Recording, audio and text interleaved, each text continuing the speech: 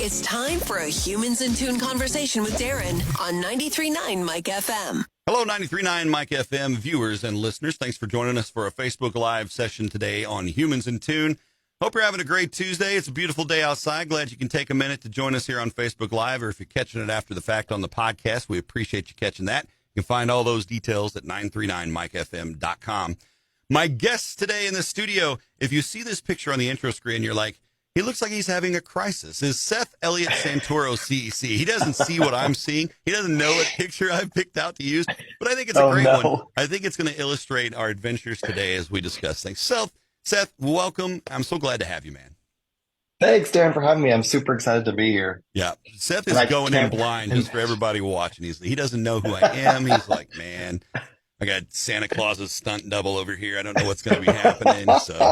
But no, I have, as I've set up our scene this morning for people who are viewing and they can see below your name, I've got the quote that came off of your site. I think it might have even been on your contact page, but it's just a graphic. It says, I help extraordinary people find their happiness again. That in itself is a beautiful statement, because I think a lot of us stereotypically think of extraordinary people who we see painted on social media or painted wherever in our lives. We think, man, they've got everything on track. They're leading a company. They're charging at the bulls, and the bulls are running away. Look at them having everything together. And that's not always the case, right? Absolutely not. Yeah. And so that's a piece of what you do, helping these folks get back on track, find their happiness, not feel like they're, nose to the grindstone, never looking up into the sunlight again. So, but you've got an interesting story yourself, and I kind of want to just give people the 10,000-foot view of Seth Santoro here and talk a little about you. Before we dig in too deep, I'm going to share a link to your website. I want folks to be able to connect with you, read more, learn more, all that good stuff. It's IamSethElliott.com. Let's get back over to my live. And that's with one T, kids. Make sure you spell it right. But we give you the links to make it simple. There's the links to Seth's website. And so Seth, kind of give us your intro. Let's hear how Seth came to be. So I've been through a lot in my life. So I consider myself an intuitive healer, a psychic medium. I have a bereavement expert, grief expert. I love death. I talk about death all day long. Like from this side, the other side, and every side of it. Sure, yeah. Some people, it's like, that's a macabre conversation. It depends on your approach, right? Yeah. Right. I mean, and I smile, but like that's just who I am. But I love talking to people about loss and helping them through loss. So my vision is to inspire 1 billion people to heal, like overcome their grief and smile from the inside. And smiling from the inside is not about being happy all the time. No. It's about having done the work. Having done the work on yourself, recognizing your patterns and what you go through when you're faced with adversity. I'm starting to tell people that there are 3 definites in this world. One is death, one is taxes, and the other one is adversity.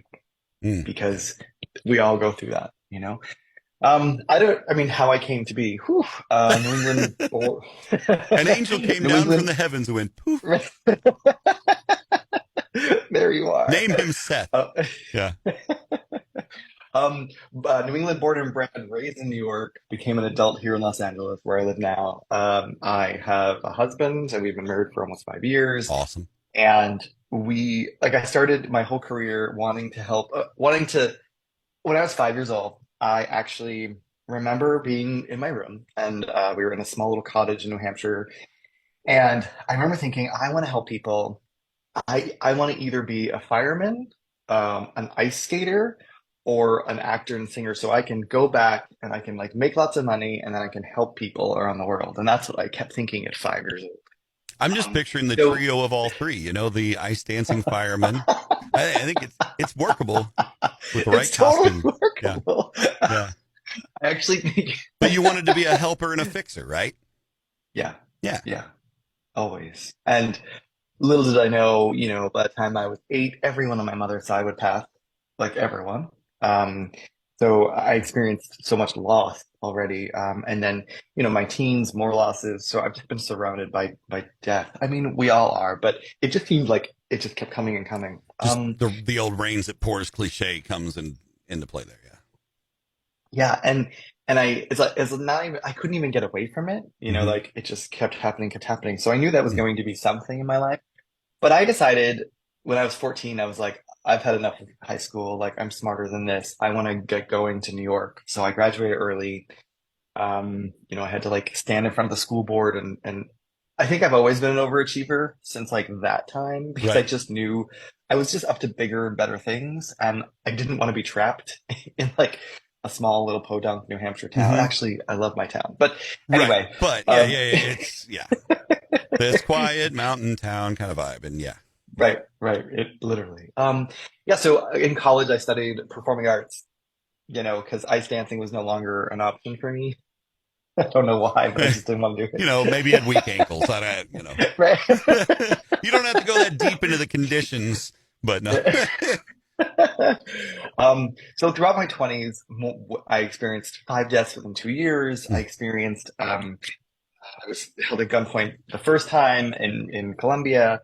And I started to notice that I knew things about people. Like I'd start playing this game. So I would meet people and I would guess where they were from within about 30 seconds or a minute of knowing them. And I told them, don't tell me where you're from. I just want to kind of get it myself. Hmm.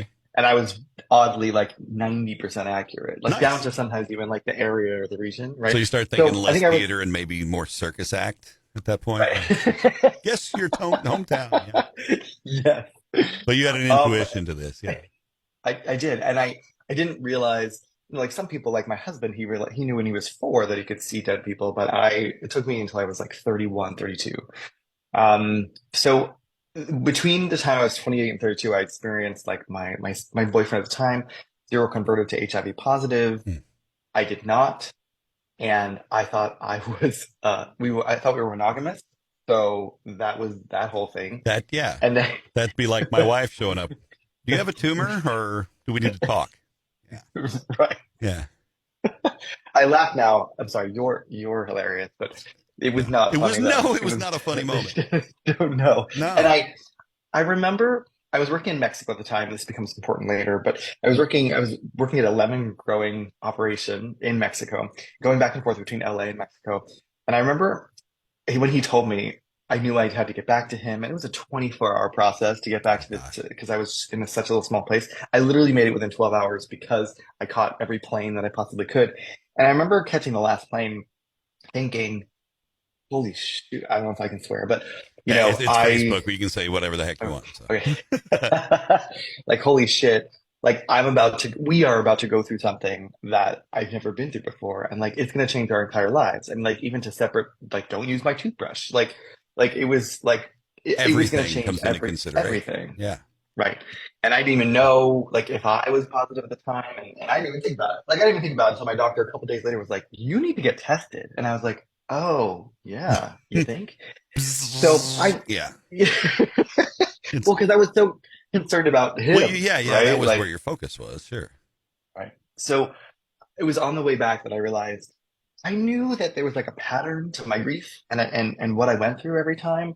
And I had started to notice it years before. And I literally said, okay, I'm going to start jotting, and this seems really silly, but I'm going to start jotting down notes on what my process is. Like, what are the steps that I take every time or I go through every time I'm faced with like extreme adversity? So that was another year of my life. We broke up at the end. And then I was held at gunpoint for the second time in Mexico, like traumatized. I Well, when you basically said told them to take the Columbia car. earlier, I was like, was Yes. that like Columbia, South Carolina, or Missouri? Oh. No. This is as in the country. No, And I figured no. that out pretty quickly. And so that explains it. It gives me a little hope for whoever lives in Colombia in the U.S. But anyway, yeah. So it was the second time, and this was in Mexico This was in Mexico, yeah. So you know how the after cartels are. this, and you're back in. Oh, God. Yeah, yeah. Yeesh. It was rough. Luckily they didn't take me or kidnap me because it's a long story, but because the owners of our company were best friends with the Clintons at the time, and Hillary was the Secretary of State at the time. So I kept hearing Clinton, and by the way, I speak Spanish fluently. So I knew what was going on the whole time, but Right. it was a scary, scary event. Oh, gosh. Yeah. And and then I noticed the steps that I went through and went through them, and then I was like, I'm gonna write a book. I'm gonna write a book about this. Like I need to. If I can help one more person, like help them move through grief kind of productively and effectively, that's good enough for me. So Hmm. the journey started like 12 years ago. So I wrote a version of the book at that time, and then I published it, but I didn't really do anything with it. I just kind of Right. left it there. Um, and then and then I broke up with someone, the same similar situation to my last one that we just spoke about. And I said to myself, I deserve better. I might have said it out loud, which is kind of rude, but I deserve better. And the next day, this whole gift of like psychic world, it was unstoppable, um, really unstoppable. And I had started coaching. I mean, I'd been coaching. I received a coaching degree like in 2005 or something, but I was always coaching people, and by the way, and in HR as well, like because that's where I just naturally gravitated towards. Sure. Um, and so I've been coaching people the entire time, and then I added like the psychic world, and I couldn't even stop it. Like I would be out to I remember being out to eat, like maybe basically a couple weeks after this had happened, and we were sitting with two friends, and I was just feeling all sorts of things, and it started with mediumship, so connecting with deceased loved ones. And this girl was talking about her mother, and she kept saying about her mother in the past tense, and then I started feeling her mother. And then I just asked her a couple questions, like poignant questions. And she's like, "How would you know that?" I was, I was like, "Did it happen 10 years ago? Like, was it this type of cancer?" Like, I mean, I knew way too much. Hmm. And and then I freaked her out, and I was like, "So I just keep seeing this pool gate with like a pink red bow on it. It was like it would normally be in someone's hair, but it was there for years." And she started crying, and so anyway, I realized sometimes maybe not to do that without asking people's permission, but Well, you don't know how the reaction is going to be. I mean, right, golly, nobody gets right, touched like that, really. So, right. And I made that mistake a couple more times before I realized don't do it in bars. Like it's just not a good idea. It's not a good look for anyone. yeah. So so it started with mediumship, then it became more like psychic readings, which I consider to be talking to people that are not so distant past, they're present, and they're not so distant future. Then it turned into like more energy healing, so like Okay. Reiki, but further than that. Then I realized I could speak to babies, like not like baby, like prenatal, Like, hey, right? So baby. like before Hey, they were what's born. going on? Yeah, it's a little different than that. Yeah, it's like literally it happens to me like I was on a date for Valentine's Day, and the people next to me, this woman was very pregnant, and I just kept getting this name Mary and like all these things, and finally I turned to her, and the person I was with at the time, he's like, "If you have to, you know." So I was like, I have a question for you, and I asked her a couple questions. She's like, "How would you know that?"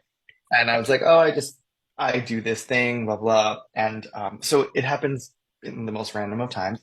Yeah. And so there was prenatal readings. Then all of a sudden, I realized I speak to animals, like like that sounds weird. As I say it, it sounds weird, but like I can communicate. Yeah. Like I can. And I get it. You're not talking Dr. Doolittle action Right, here. right. Yeah. I wish I That could would do be that. awesome, dude. I wish for That'd that be my entire awesome. life. That'd be one of my three genie wishes. It would be like, and I want to talk to animals. And the animals and I would sit there and talk smack about everybody around us all day long. Right. Yeah. But, It'd be amazing. It but would be you're able amazing. to, yeah, essentially communicate non-verbally. Non-verbally, yeah. And Right. and it started with like communicating with living animals, and then I realized like 2 years ago I was with my husband in South Africa. He's from there, and we were at this cheetah exhibit. And what they do is actually a cheetah rehabilitation center. So they take Oh, in cool. cheetahs that have been somehow like either Yeah. abused or whatever, and then they Injured by a put them poacher or something. Yeah. right, right, and they eventually kind of let them back into the wild. Um, and so I was there, and I knew the owner, I knew the name because I had done all this research. And she happened to walk by, and she started talking to all of us. And she asked where everyone was from, and I was the only one that wasn't from South Africa. And she's like, "Oh, Hollywood, that's cool." And I was like, "Yeah." And I was like, "And by the way, your Black Panther over there, like, I'm sorry, that Black Panther doesn't exist. It's a black leopard. Your black leopard over there, like." Has a problem with his back hind leg. Do you know this? Like the right hind leg. And she's like, yeah. She's like, how could you possibly know that? And I was like, oh, well. I do this little thing. And then she literally like scooted everyone else off, and she's like, "You three," because I was with a couple people, and they're like, "You come with me." So then she's like, "I want you to talk to Mary." I'm like, "Who is Mary?" And so we literally went into like the secret area with Oh, like the cubs. I mean, we couldn't touch the cubs, oh obviously, yeah, but yeah. we couldn't, right? Because they don't want any human interaction with them. But we went into this huge enclosure, and we like started to talk to Mary, who was a full grown cheetah and was like 13 years old. Oh wow. And we were there, and like we were there with a handler, and they they let us like literally pet her, and like she was purring and like licking. It was like ridiculous. And I was Yes. like, how is she not like scared or Uh-huh. threatened by us? And the handler's like, she knows that she has this little imposable thumb that she could literally like just cut your carotid artery, so she has no fear. Hmm. I was like, wow. You're not Okay, a so predator. I'm right, right. Yeah. And anyway, so it was amazing. And Mary said to me the most beautiful things, like that I have far less days ahead of me than I do behind me. And I was like, oh my God, like who talks Gee, like that? thanks. Right? No. Like, right, right. So anyway, so then I started to, I don't know, if these stories are, hopefully they're funny, and fun, but I spoke to the owner. Okay. Hmm. I spoke to the owner, and told her everything that Mary had said to me. And I knew that Mary was dying, and I knew that Mary had like cancer that was spreading, and they were debating whether to operate on her or not. And it was going to be very, very expensive. And Hmm. anyway, the point was, in the end, she's like, I kind of confirmed that she should just let her like live out her days, as opposed to go through all these operations. And then this cheetah out of nowhere kind of came to me, and I felt this person, like this animal, and I started doing this reading for this woman, and I was like, she's like, that's my first cheetah, and I'm like, what? So you're saying that I'm connecting to a cheetah right now? Anyway, so blow my mind. So I can't wait for the next like ability to kind of come my way. Yeah. But Like my family and raises beef cattle. I kind of just want to hear you come out and go, yeah, they're just saying, stop eating me. That's pretty much the end of the conversation. I'm like, man, maybe we'll go to the zoo and hang out. But that's an amazing ability that you've been blessed with. And, not just with the pets, but the people as well. Whatever side of the fence, if you're skeptic, if you're not, I think what I sense with you is that this is not something that you turn on, turn off when it's convenient and makes for a great parlor trick. This is something that, well, I was actually in the men's restroom at the zoo, and all of a sudden a giraffe whispered in my ear. Those things come to you. It's not really a controlled trigger, so to speak. I I can say though that I've learned to dial it down. Yeah, But I have told them, if someone needs to hear something and I'm in a place where they think it appropriate, like not in a men's bathroom, but like something like that, yeah, then they can turn up the volume. So yeah. like I've given them, whoever I talk to, like kind of the if it's so important that they need to know now, then I feel Then you like, okay, you can, can come, yeah, you can press the you can panic break button. through this. Yeah. Yeah. Well, and I can imagine that if you didn't have that ability, it could become a handicap to you just day to day. I mean, nobody, I wake up in the morning with 4 different songs going in my head and 1,000 other noises, like all the kids are yelling at me in my brain, but I can kind of keep an eye on it. But, yeah, you get scatterbrain and things like that. If that's constantly on top of things and you're a busy guy, you're trying to accomplish a lot. And so, Right. um, Right. and looking back to, your early times with grief and your mid-20s with grief and that walk through grief, all of us have experienced grief in one way or another. I lost my mom back in 2015. My daughter was about as old as you. Let's see, she's 14 now, so that'd have been 8 years old, 6 years old, so 6 or 8, around in there. Anyway, and that was a huge thing for her because that's such an impressionable age, and you do have a lot of attachment to your grandparents typically then, and that's, so we've had walks through here. We've had, friends who have committed suicide. I'm saying this as a white Midwestern straight guy. I am certain that your walks with grief have been far more embedded with people who aren't able to handle all the aversion that you have to face. And, maybe, suicide has been an issue there, or maybe that, those things. That's a lot to deal with. And a lot of people shudder and don't try to find a way out of the grief. They almost become comfortable with the pain and think of it more as it's just a mass that I have to live with. And it's just, I'm not going to be happy again. And so I think it's important and it's a wonderful thing that people like you are out here to help people, not just deal with the grief and go, okay, this is going to eat me alive. This is not going to be the end of my existence, but be able to walk through that and then, and turn that into something else, is such a huge deal. You've got one of your books, From Grief to Grace, is touted on the cover, a 5-step guide to heal from your past once and for all. That grief to grace process, without, we don't want to give away the family secrets, but what inspired you to, I know you said you wrote down a lot of notes over these years. Is part of that what has played into that book or some of your other books? Yeah. It's been a process, like the first book I wrote, the Smile from the Inside book, that's to help people kind of overcome current tragedies, traumas, and obstacles. That was more of what the jotting down was. Okay. I take people through the acronym of SMILE, SMILE. Right. And so, and within grace, well, let's just stick with SMILE. So SMILE, like S is for shock, M is for acceptance, part denial, part acceptance. I is for overwhelmed. So those are the poignant and significant emotions we all go through. We have to go through those emotions, right? We need to lean into those emotions. We are not Vulcan. Yes. We are not. Yes.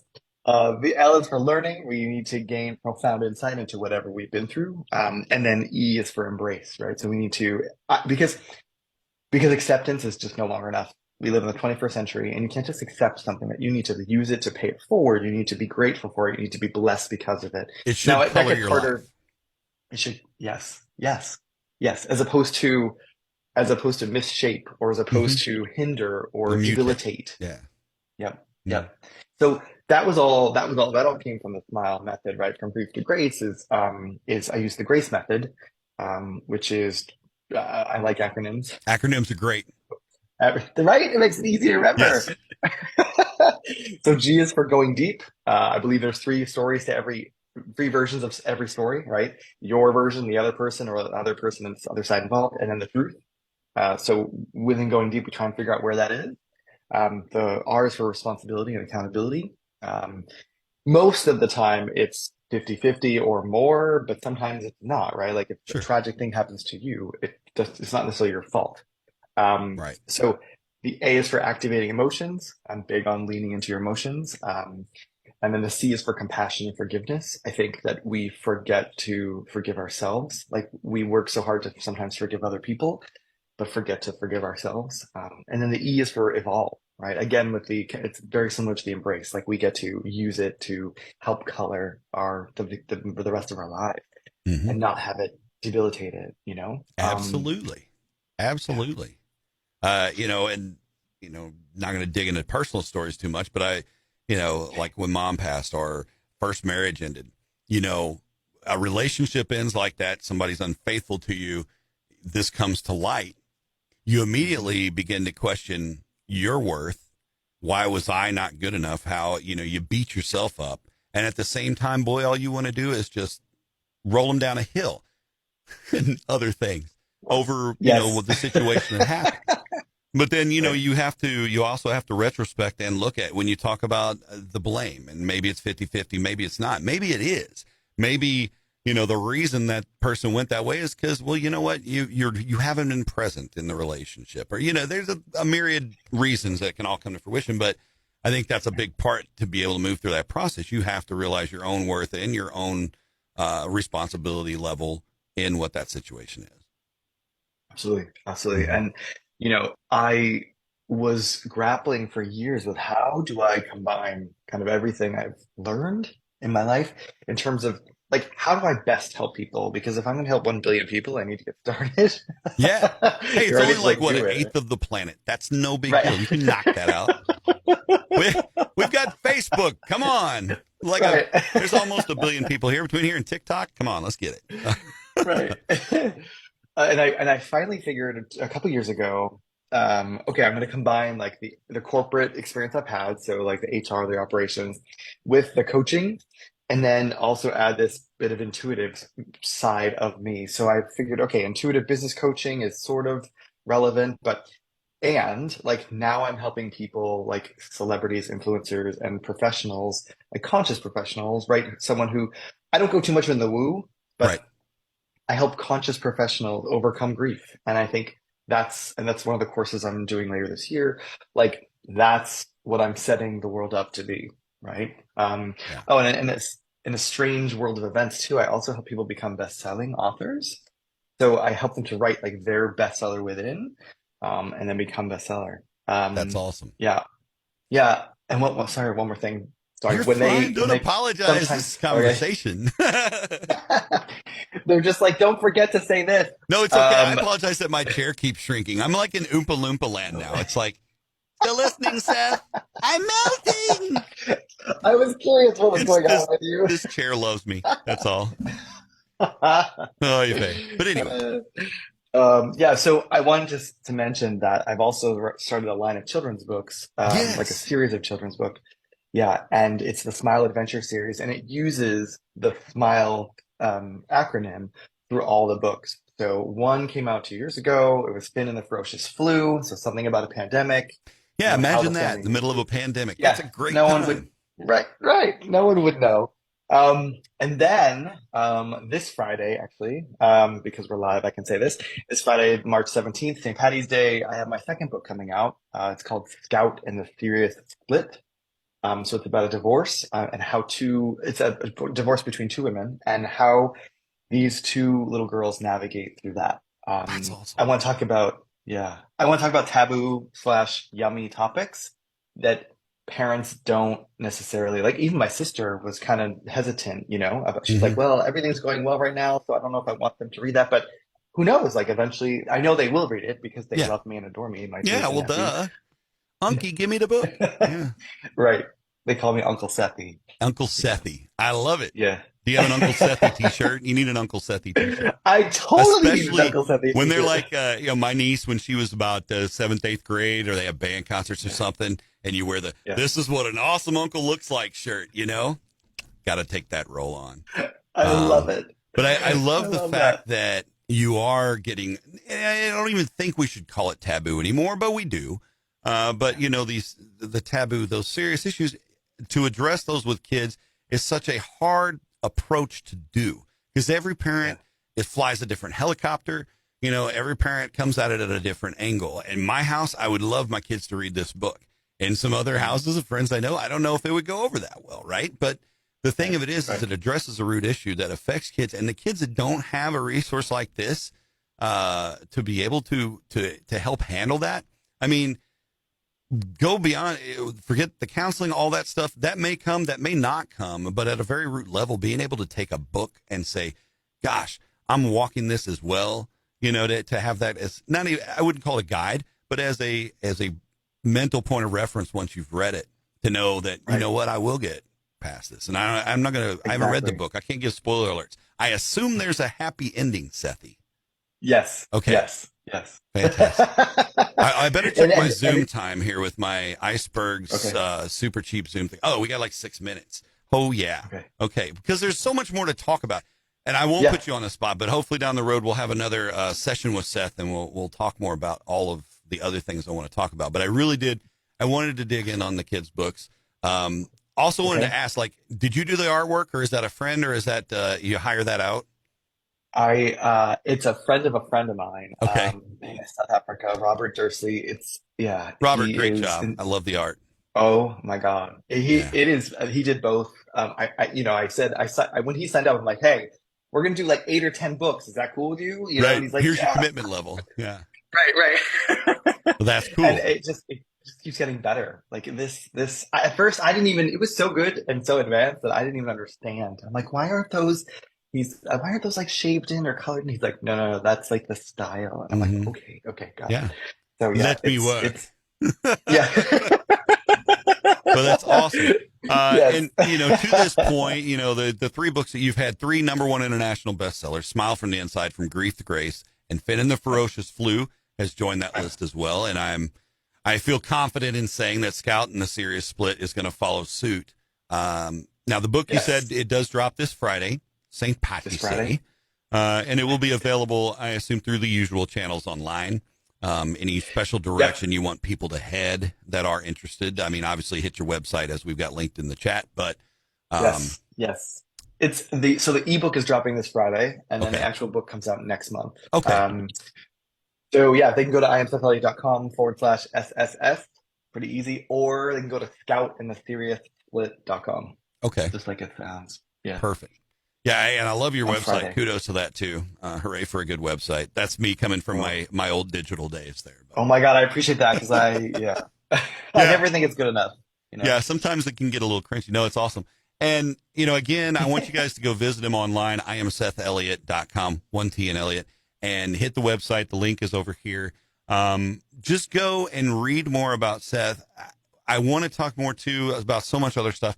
But real quick, you do coaching. You know, we talked about that early on, not just with your journey, but it's a day-to-day for you. And folks can come and learn more about the big kid side of what Seth does on the website as well. And as far as getting those, sessions booked where you can come in, have Seth come in, help level things out. You offer retreats. There's some great services you've got available. Yeah. Thank you for that. Yeah. Retreats, courses, upcoming courses. Right now, we're scheduling 2 courses, one for the overcoming grief, and the other one for helping others become bestsellers.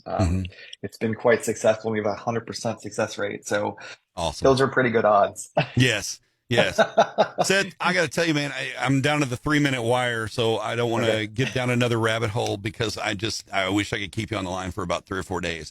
It's been an absolute pleasure having you. I hope you've had fun, and yes, I can't encourage you guys enough. Get after it. Go follow Seth. You've got a great Instagram account. Give him some love over there. You're on Facebook. You're on Instagram. Any other social media you want to mention? I'm right now building my TikTok. Isn't that fun? Santoro. It is. It is to build though. It is. Sometimes I'm like, I could probably just put a camera on in the studio and just do my job, and somebody would find the effort to watch that. It's incredible, but it is a great outlet for getting the word out about what you do. And you're a wonderful human. You're doing wonderful things for people, and I'm just it's been a treasure. So we will have another Humans in Tune coming on later this week. We thank you so much, Seth Elliott Santoro, CEC. Find him online at imsethelliott.com. Go see all his amazing photos on there too as well. We'll have another Humans in Tune later this week. I'm going to have Brooke Young on, finally. Brooke, who has connected me with a lot of these wonderful people like Seth, is going to be joining me. We're going to be talking about her amazing story. She's cool. She's super cool. She's so cool. She's so cool. And she's doing a lot of amazing things, too. So it's another Humans in Tune session. Again, you can find them on our Facebook page at facebook.com/939MikeFM. And you can find all the podcast episodes on the website at 939mikefm.com or at whatever podcast service you decide to listen on. Just search for 939 Mike FM. For Seth, it's Darren. We'll see you on the next Humans in Tune.